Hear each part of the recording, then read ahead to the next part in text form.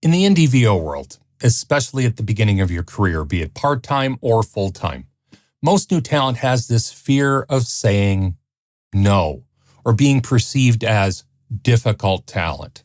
Now, that's understandable. I mean, you're new, right? What business do you have of being bossy and demanding at this stage?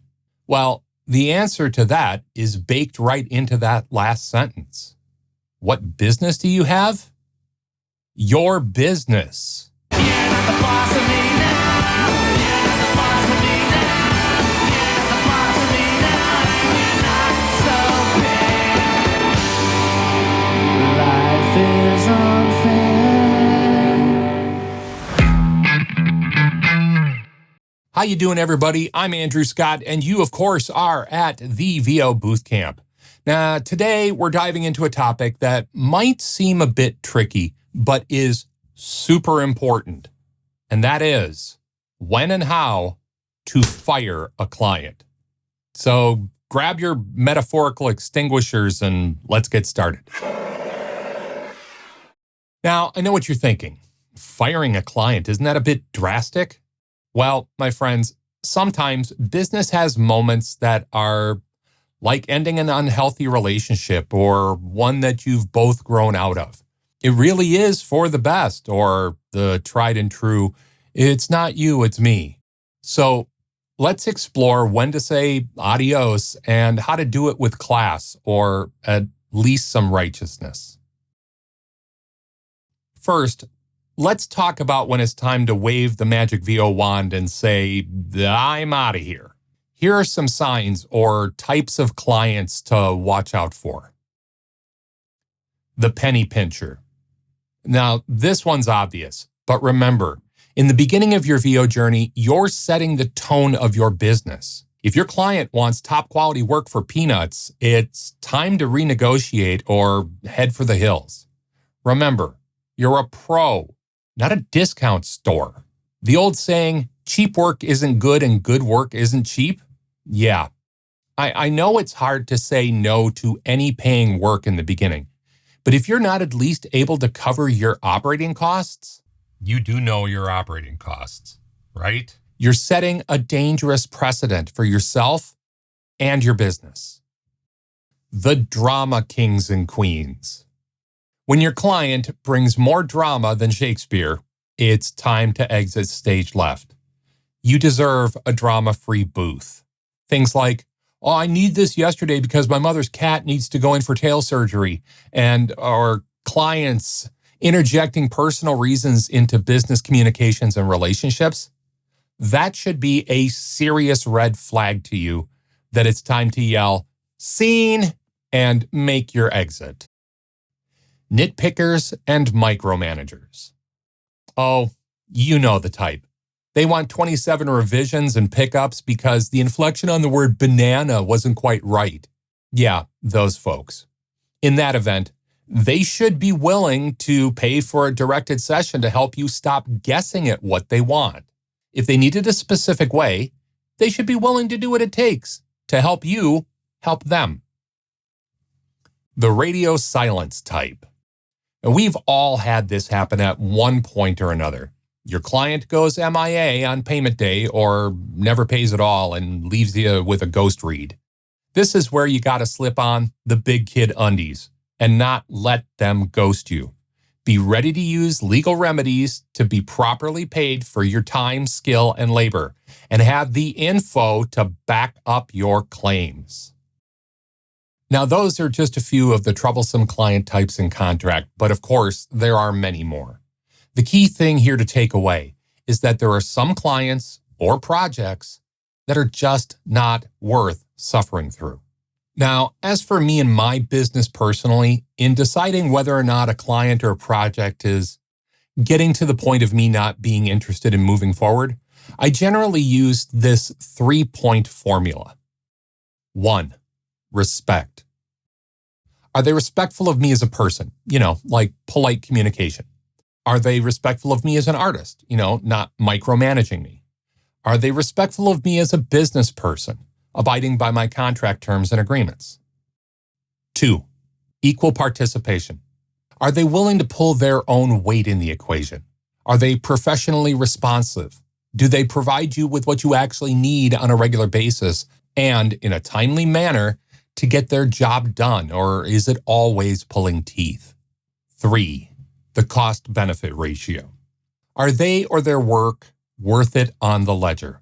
Is the gig something that consistently puts you in the black, or do there regularly seem to be things listed above that near always seem to pop up that slows the creative process or bogs the workflow down to the point that it's no longer worth it?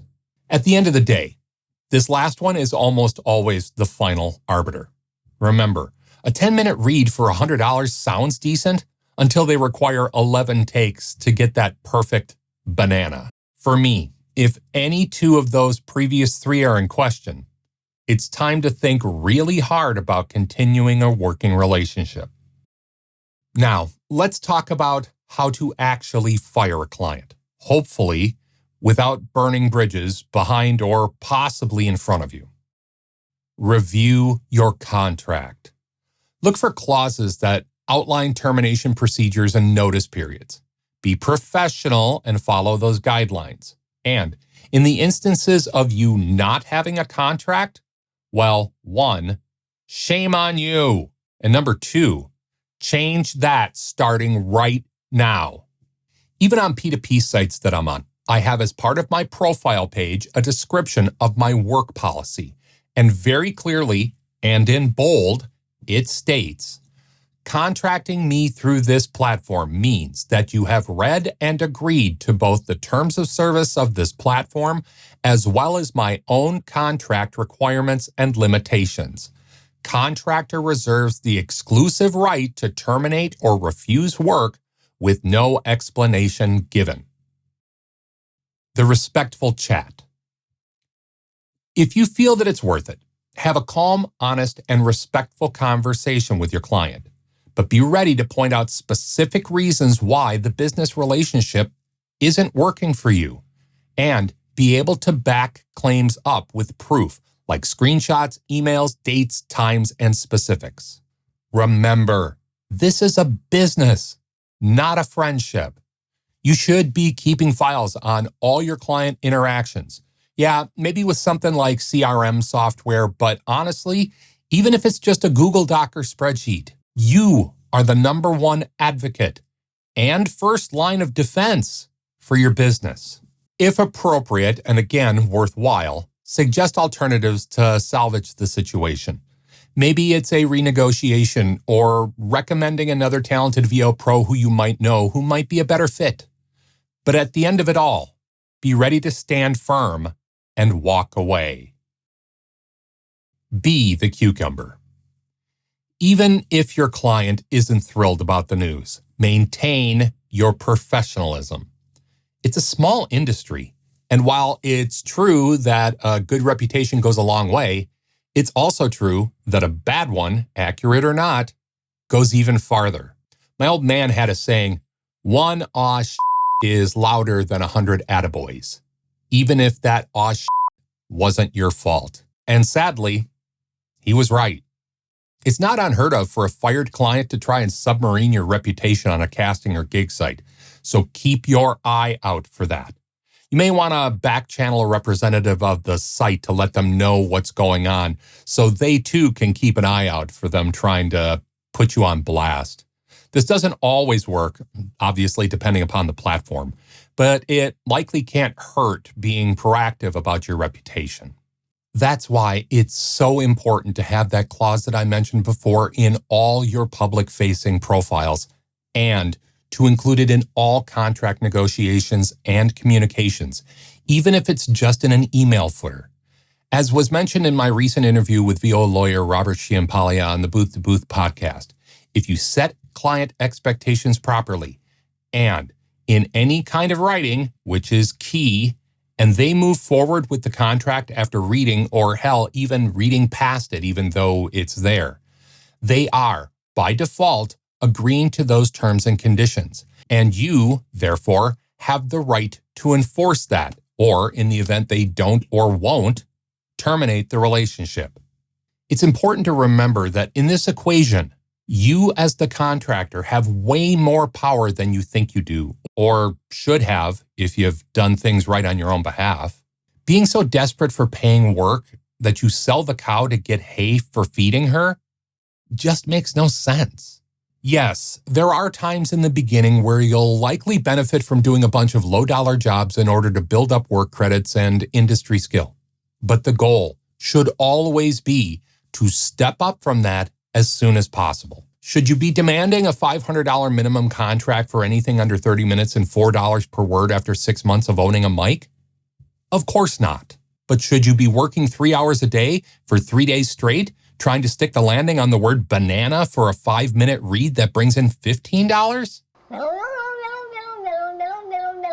You know, this video was born out of the fact that, interestingly enough, I'm going through this right now myself. I'm having to refund a rather sizable deposit to one of my oldest clients because that 3-point rubric that I stated before went from a good relationship to 1, then 2, then suddenly 3 strikes against them. First, their tone changed when I quoted them a close to fair price for their project, which was still stupid low, but they had been with me for years, so I felt obliged to bend backwards a little bit for them. Yeah, the invoice would have been for thousands, and yes, the price was slightly more commensurate with where I am professionally now in my career, but it was still a fraction of what it would have been at another production house, and yet they were still shocked that I was asking that much, because I charged them a fraction of that in the past. They went ahead when I explained that I'd pointed out to them back then that I was giving them a crazy deal, and it wasn't how I normally operated. They agreed and begrudgingly moved forward anyway. Then the communication collapsed. I sent them production samples for approval over a year ago and never heard back. Then the final straw was when their production element demands and scope of work got crazy. And I had to assert myself professionally because they were demanding a mental amount of work for a payout that also required me to pay other actors fairly to lend a hand. This project would have literally taken me months. And I say that as a fast editor and producer. It would have bottlenecked both my business and my booth camp work and would have literally cost me money to produce. At some point, you just gotta say, "You see what happens?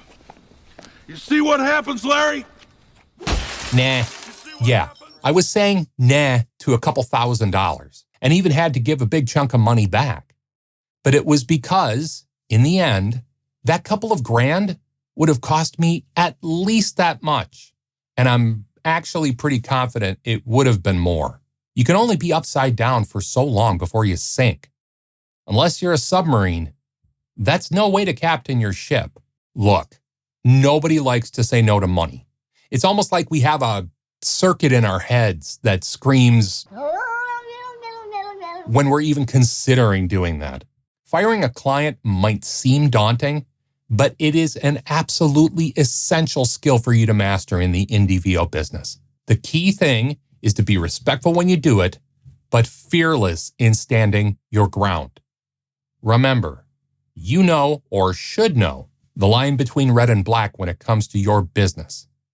But in the end, it should never cost you a dime to bring in a nickel. That's not a path to success.